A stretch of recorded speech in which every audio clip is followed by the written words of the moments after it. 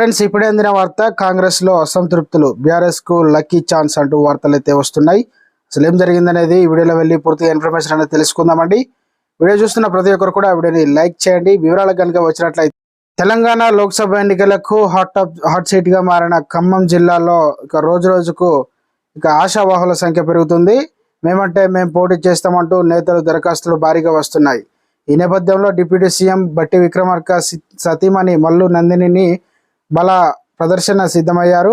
అయితే ఖమ్మం స్థానానికి దరఖాస్తు చేసేందుకు భారీ ర్యాలీ ప్లాన్ చేసి బట్టి విక్రమార్క క్యాంప్ ఆఫీస్ నుంచి 500 కార్లతో ర్యాలీ నిర్వహించి దరఖాస్తు చేసుకున్నారు మల్లు నందినితో పాటు ఖమ్మం బరిలో దిగేందుకు కీలక నేతలు రెడీగా ఉన్నారు.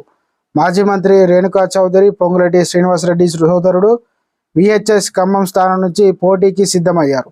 మరోవైపు community post party ticket demand చేస్తుంది. అయితే మల్లు నందినికే టికెట్ ఇవ్వాలని డిమాండ్ చేస్తున్న బట్టి అనుచరులు